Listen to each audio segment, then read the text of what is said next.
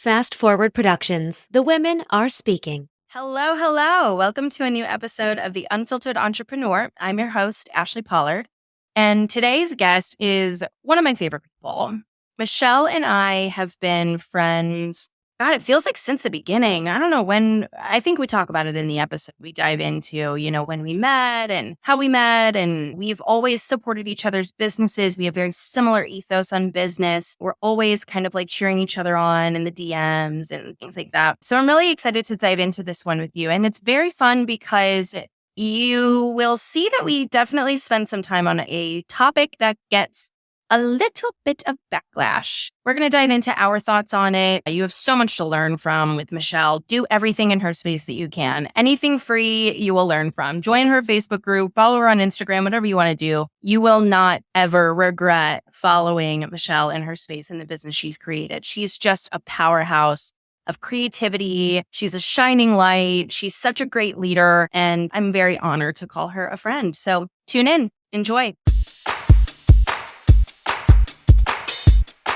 We're recording this live. The viewers can watch, which is cute. We have our little chat up. So if anyone's here, you can say hi, you can ask a question, stuff like that. But I love recording with you. I just recorded an episode for your podcast. I've been on your podcast before. You've been on my podcast before. You've come and talked to the viewers. We do a lot together. But if people don't know you, give us a little spiel. What do we do over there at MKW? Oh my gosh, what do we not do? That's a shorter list. MKW Creative Co, we build brag-worthy brands for online businesses, hospitality, lifestyle. Bread and butter is really brand and visual identity design, starting with logos, colors, fonts, assets, etc. But we have kind of morphed and shifted into your outsourced creative direction department. So people on my team are helping us do organic social. We do packaging, we do merch, we do event installations, we do on-site marketing, we do content creation, we do a lot of stuff, but all of it is so fun. And I think the biggest goal is really building that brag-worthy brand, making brands that people cannot shut up about and have to tell everyone about because they just love everything that they touch. And that to me is ultimate. I mean, and you do a great job at it too, because you work with really fun projects. Actually,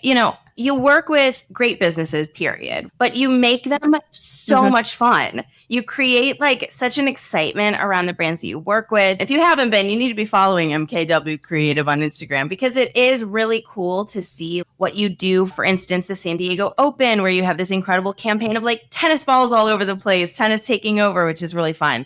And Hotel Lobby Candle, which were like super really involved in. What's that Airbnb? Peach House? Peach Grove House, Hemsley Ranch. Yeah. We've got Polar Bear Eats, The Diner. Yeah. We've got a lot of stuff going on, but it's all very world building, very immersive style stuff. And that's just the most fun because it just like gets people talking. And I love that. Yeah, and you just do such a great job. And so for those listening, there's such a creative following that I have that really look to me to help streamline and bring my analytical piece of it so that they have that comprehensive business. But for someone like you, I love your story because you've kind of been doing this like forever. Yeah, kind of forever. Kind of forever. Yeah. And, for someone who wants to start, they could definitely start the Michelle way, which is like, get out there, start with nothing. Tell people a little bit about the a brand a week for a year challenge you set oh my gosh yourself. Yeah, that was insanity. The first thing to know about me is I love a theme. Like bitch loves a theme, like since the beginning of time, since my birthday parties. Like my parents used to give me shit because on my 12th birthday party I had like a backyard island theme and my mom did the frosting on the top of my cake and I didn't like the way that she did it, so I scraped it off and did it myself. Like I was a brat. About themes. Like that to me was ultimate. Every year for like Christmas, I would go super over the top. I was always selling things, bracelets and bags. And like, I just always kind of had that entrepreneurial fire, but I loved making things for people. Like that to me was so much fun.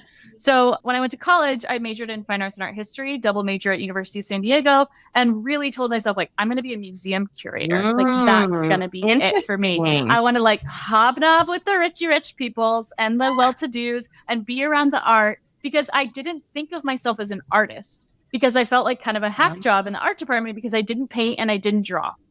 And the courses I always took were new media, sculpture, and video.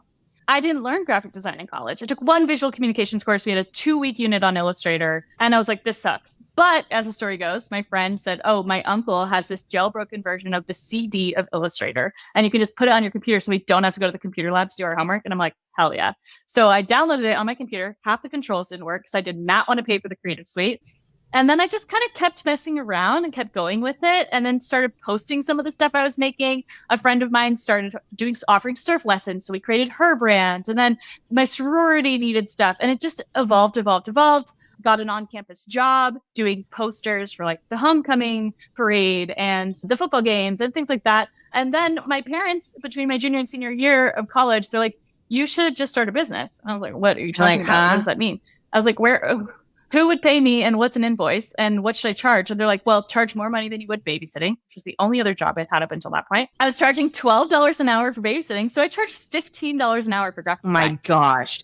And I did that for like a year. And granted, I was a 21-year-old junior, senior in college, but was like having so much fun making money when all my friends were hungover on a Sunday morning. We were watching movies and I just broke out my laptop and could make money. Like that was the best thing for me ever. And then it's grown a lot since then. So that was like 2014, 2015.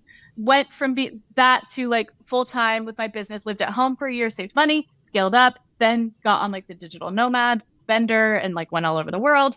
And then the world shut down. Right. Remember this thing? Oh, wait, what was that? Huh? Where like everything was closed. And so I just decided to go balls to the walls of the business and I did 41 brands in a year. That's a really long insane though. Question. Like that's wild. There's so many things I want to talk to you about. And I'm sure if you listen to the other episode, I'm probably covering things that I say there too, but it's been a minute. And I feel like one thing that you do differently that I think is really great is that you design live on TikTok, which I want to talk about. But one of the things that I love that you are disruptive about is that you can do good design in Canva. And I know that that's something that you are loud about. Yes. The biggest thing to know about me too is like, I'm a tech optimist. If there's a new tool, I'm pretty much going to like dive in head first, just not take any breaks, like learn everything I can about it and then try to use it to my advantage.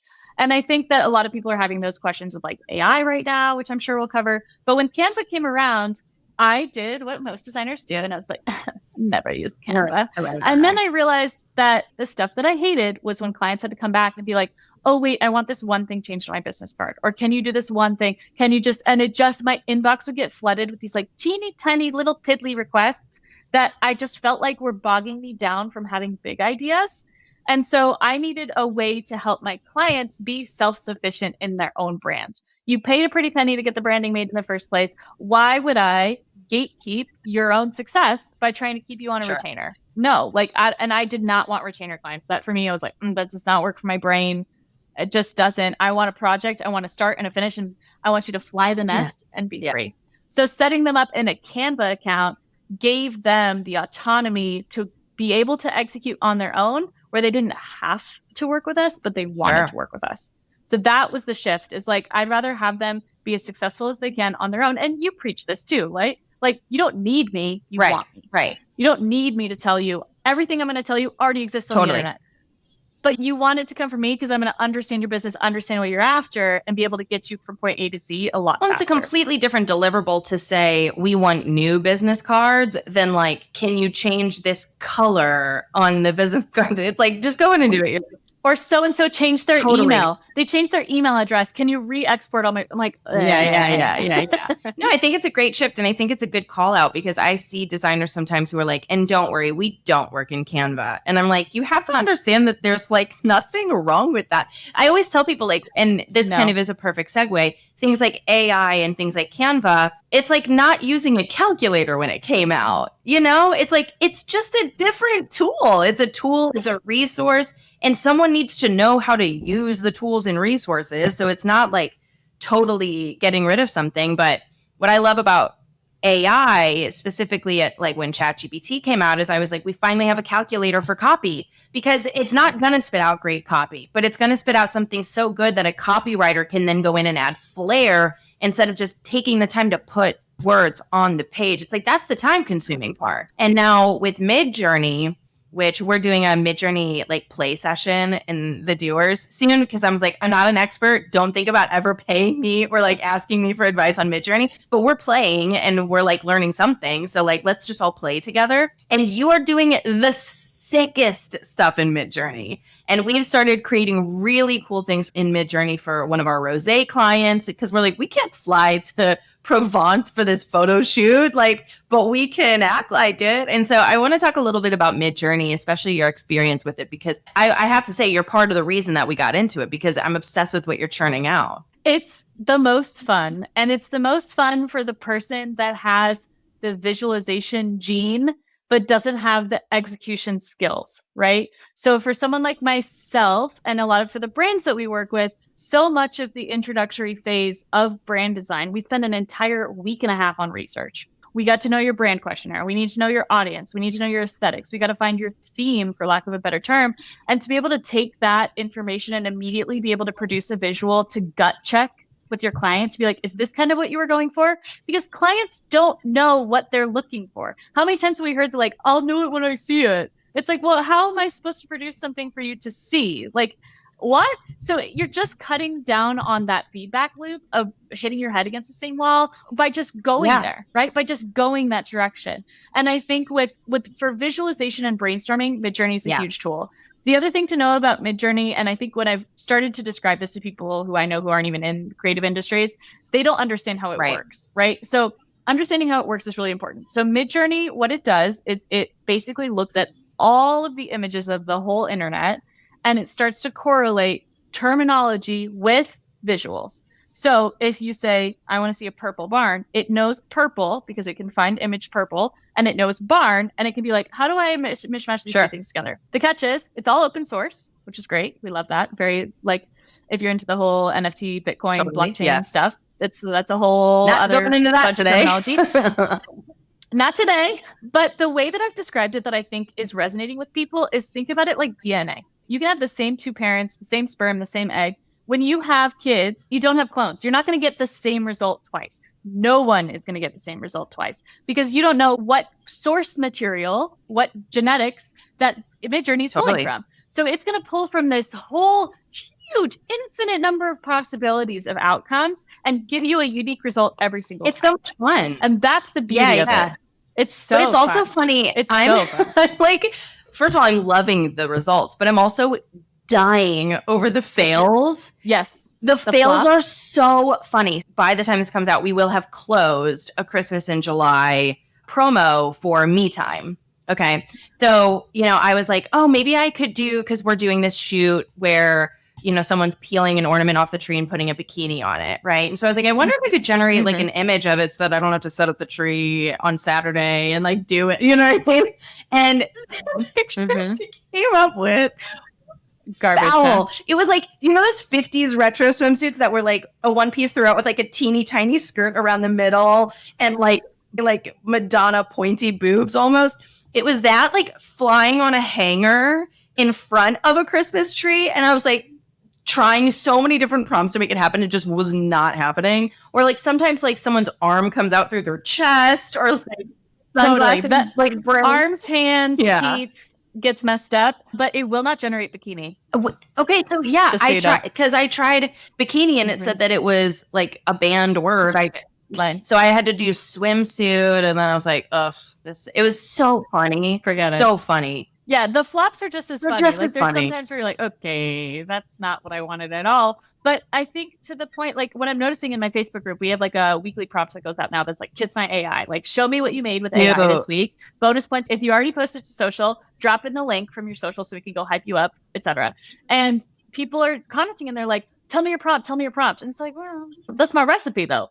Like, that's the secret. That's the ravioli. Give me the formioli. Like, no. Yeah. So I'll show you what I made, but you've got to, I think what we're going to see with MidJourney, with image generation, is that people are going to start to develop their own signature style. Just like photographers have signature styles, just like graphic designers have signature styles. Like, you're going to start to get into your parameters because it's dictated by your taste.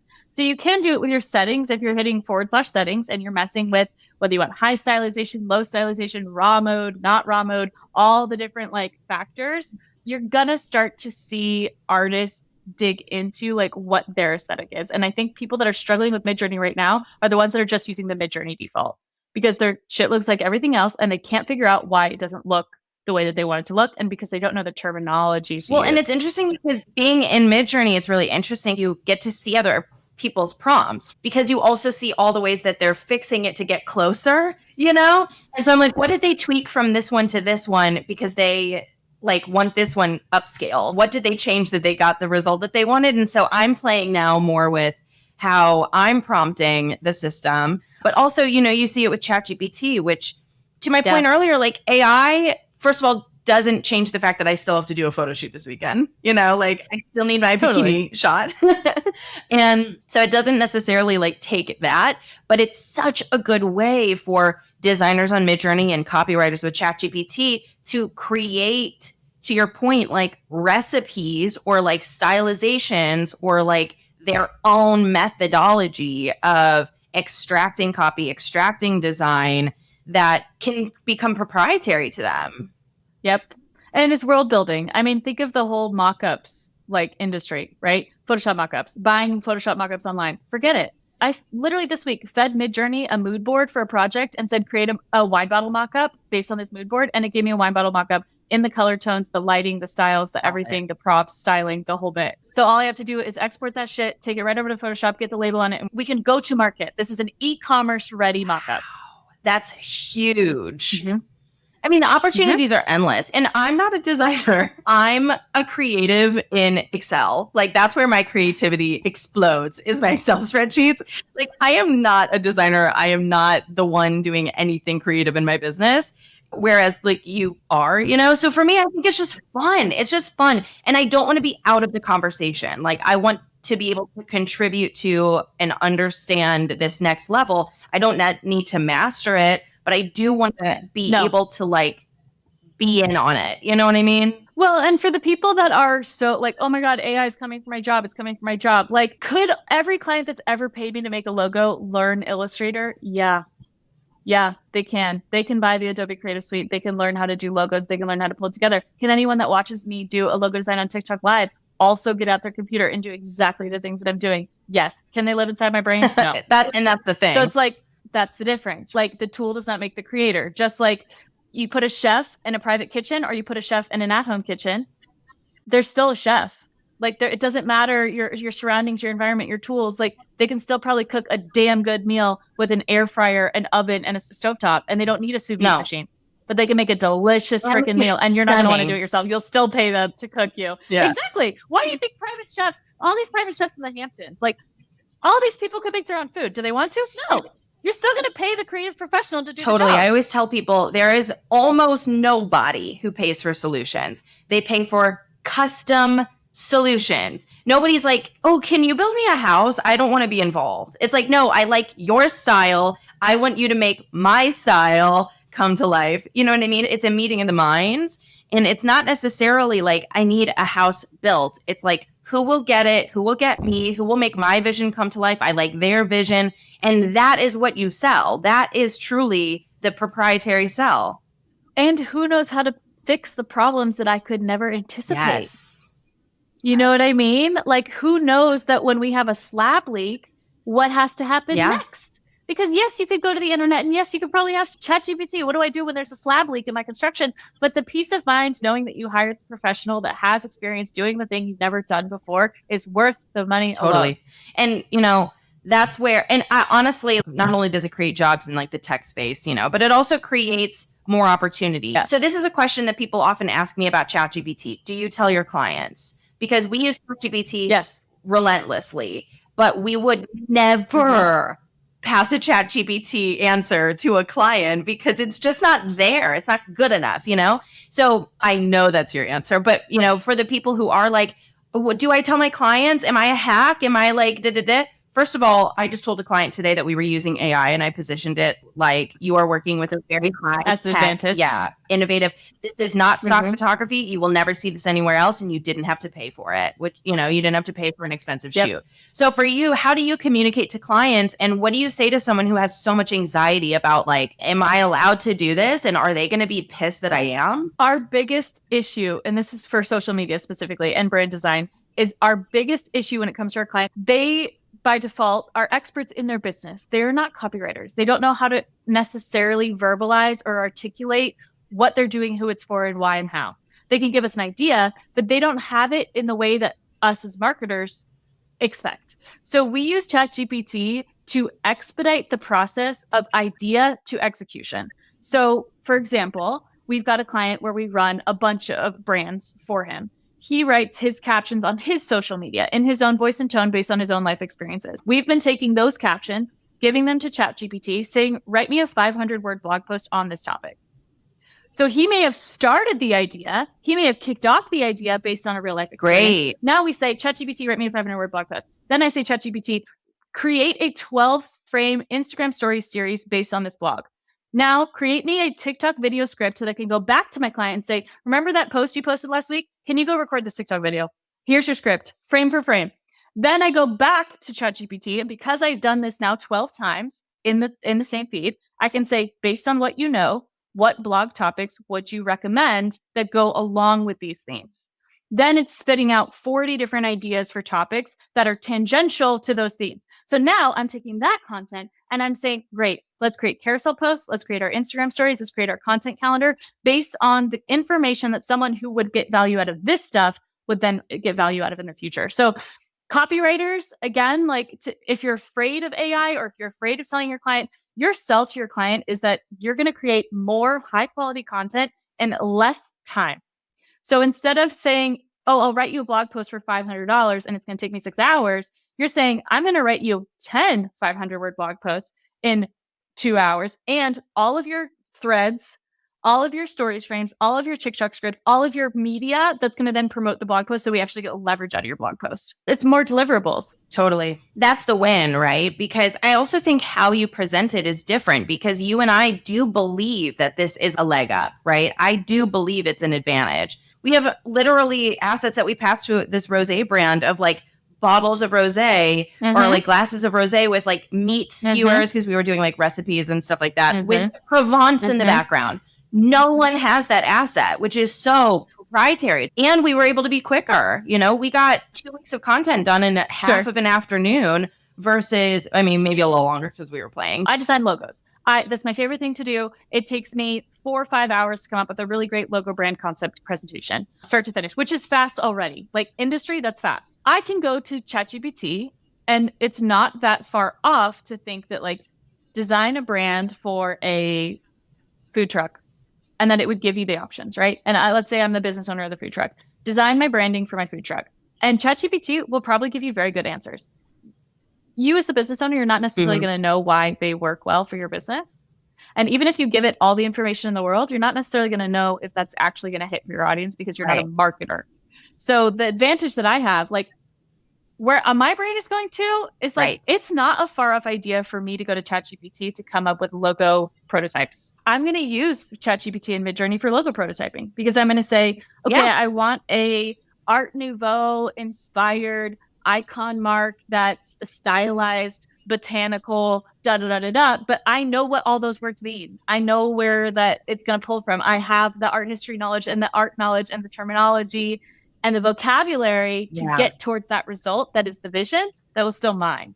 Do you know what I'm saying? Yeah, it's almost reductive to act like all you do is swipe lines around on Adobe. And that's almost what we're saying when we're saying this could come from my job, because it's not taking into account inspiration that you draw, understanding the verbiage and the language and the semantic difference of teal versus royal blue, and, Art Nouveau versus farmhouse or whatever. You know what I mean?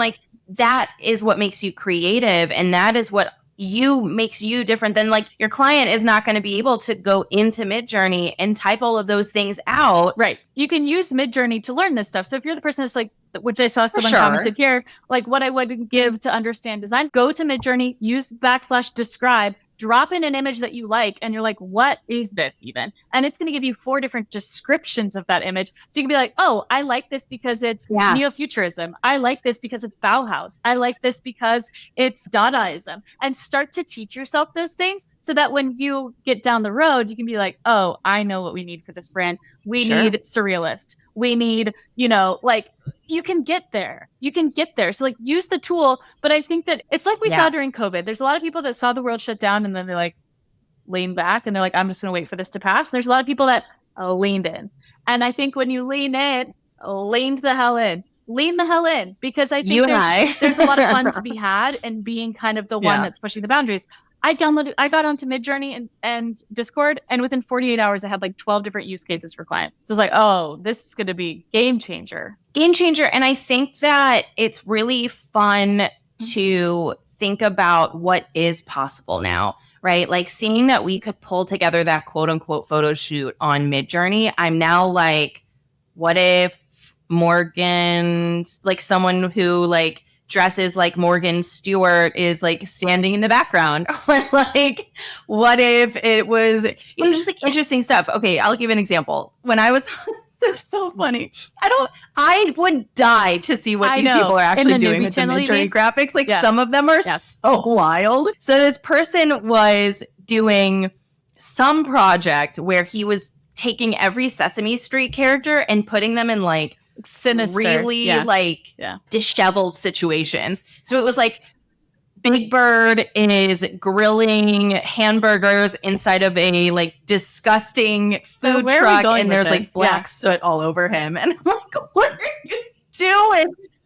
It was so hyper realistic, and it was just so funny because I'm like, you're not going to get that shoe. I want to give you, there's like, another example that we're using for Eats. So we're doing a diner in Preston, Idaho. It was founded in 1958. It closed in 2007. The business owner that I'm working with who bought this restaurant is bringing it back, right? So a lot of our brand is rooted in like Americana nostalgia, I went to MidJourney and I said, generate out realistic Polaroid photos as if a polar bear broke into a diner and took pictures with the diner patrons in the year 1958. The images were insane. So I created a whole gallery, right? Like as if, imagine like this business owner is meeting with the original owners of the restaurant and they're going through their photo boxes and they're like, oh yeah, this is where the name came from, right? Like this polar bear out of the middle of nowhere, this polar bear all of a sudden appears in this dreamscape. So then I was showing to my social media manager, Gabby, I was like, listen, this is the vision I have for this. Let's take these images. Let's go to ChatGPT, write me a short story, newspaper article about a polar bear breaking into a diner in the year 1958, use 1958 slang,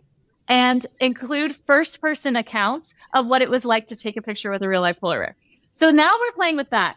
So now we have that, and now we're creating newspaper mock-ups and renderings of like as if we found this from the archives. Like, little did you know that this was this crazy night, fever dream night, but the pictures are so adorable. It's like, imagine Grease, the movie Grease, and like a real polar bear, like walking. You would never do that in real life. We would not, obviously. First of all, there's no chance. But to be able to visualize that, obviously, that immersive, like Disney quality to kind of this brand storytelling, like I'm already tickled. We haven't even told the client that we want to do this. It's so fun. It's so stinking fun. I'm even seeing people do things in there outside of just like generate an image. I'm seeing like wrapping paper or like tissue paper. I'm seeing really cool patterns.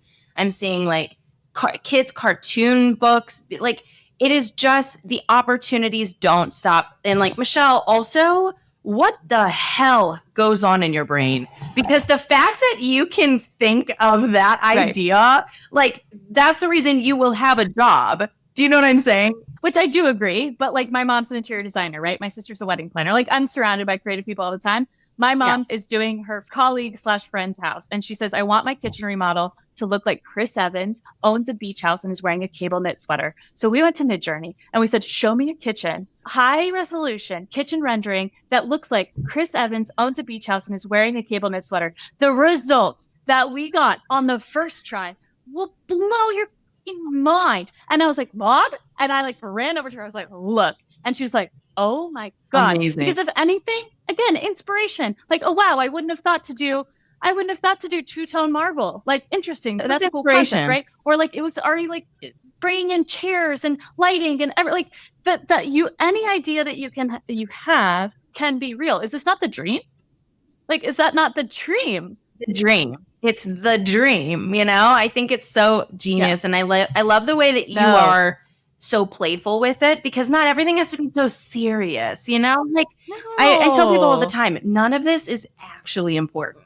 Nothing we're doing is that important. Nothing you're posting is that important. No mistake is that important. No win is that important. The real win to business, in my opinion, is like you're always having fun and collaborating. And when you're doing that, you're performing, you're doing good work because you're listening to the client. You're saying, oh my God, we have an idea for you. Like, and you're playful, you're excited. And I'm wondering if someone is feeling that like immense pressure on their shoulders to be perfect and follow the rules. Someone says that I can't do this. Also, if someone came to you and said, what if the thing that used to take you 8 hours in your job now takes you 20 minutes? Would you not say yes?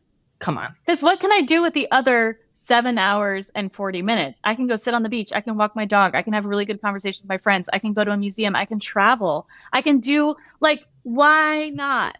Yeah. Why not? Like, that's what we have to think about with AI. That's what we have to think about with tech is like, again, like, let's lean into these tools that are making our quality of life better. Because I think a lot of people's fear is like, the more the AI grows, the more we're all going to be dependent on technology. Blah, blah, blah, blah, blah, blah.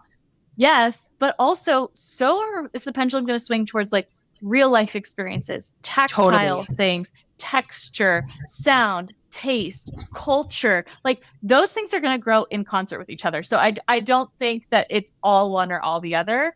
I think it's just it's like the Industrial Revolution. It's like the advent of the internet. Like we're just at another turning point where things are going to change, but I think they're going to change for the better. I do too. And, you know, you have a good point because if you're listening and you're maybe 28 to 38 or something, like we remember the internet starting.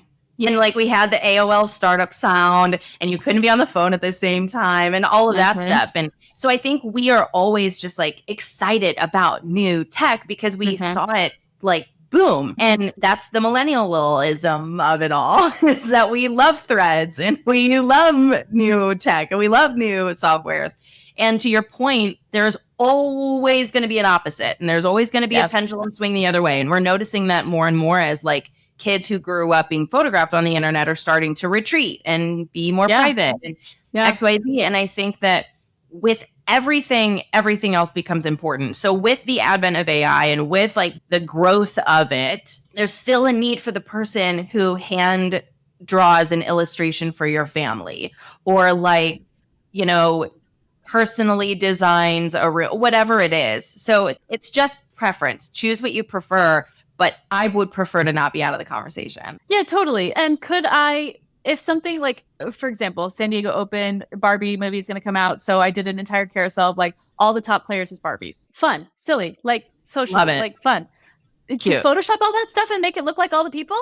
That would have taken, no, there's no way. First of all, there's no way the client would have approved that, number one. There's no way I would spend the time doing it. But now, because I've created this piece of content that's going to solve the purpose of getting people to talk about the tournament, where can I go spend the rest of my mental energy that I would have spent being a technician? And this is different, like technician versus creative, like being someone that's in your zone of genius versus being the person that does the thing. The more you can use the tools, the less you have to be in that technician space to like physically make things happen. And the more you can stay in the creative space to keep the ideas going. Because like, imagine where my brain could spiral if I wasn't on Illustrator for 4 hours. That is the perfect way to word it. And that's kind of what I was trying to get at earlier and didn't nail. And you just did, which is like, it's so reductive to act like a designer is a technician. I can learn the technicality of using Adobe, but like that doesn't make me a designer.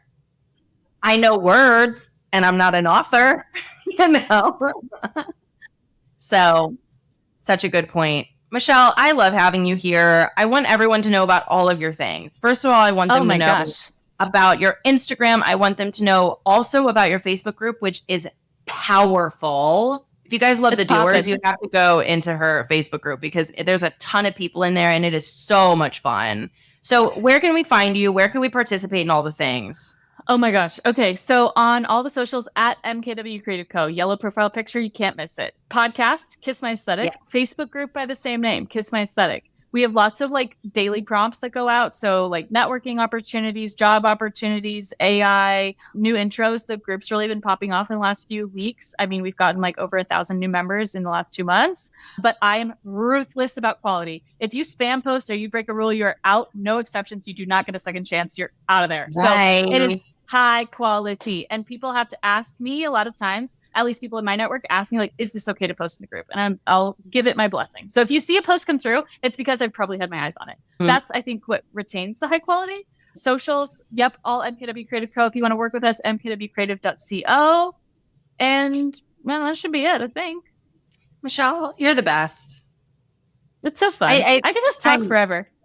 I could talk forever, but I could also talk to you forever. You know what I mean? Like, we really just can't shut up when we do these. But I'm so excited. And thank you again for coming on. Thank you for anyone who's here tuning in. I do have some rapid fire questions for you. Hit me. If you want to go through them. Okay. So what would you title this chapter of your life? Oh, I was going to say something inappropriate. I was going to say creative crackhead, because that's what I feel like most days. It's like, I'm just, people are like, what are you on? And I'm like, life. Like, I'm high on life. So excited. Yeah. I'm high on life, my guy. Yeah. I like it. What's a mistake you've made recently and what did it teach you? Oh, I am a chronic textbook over deliverer to a fault. Like, I will go too much and show all my cards.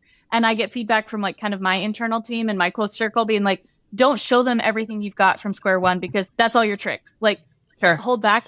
I'm not a mysterious girly. You're always going to know exactly how I did everything, because I'm just going to tell you. You're not even going to ask. So yeah, try not to show all my cards. There you go. What do you wish more people knew? Super vague. Take it however you want. Ooh, that's not that serious. We can't just work this hard to work this hard. Like, you got to have fun, and you got to make sure that you're building the lifestyle that you want. Because if not, you're just building a business to work and be a chain to your computer. It's not worth it. And it's not that serious. Like, build the lifestyle you want first, find the job that supports the lifestyle.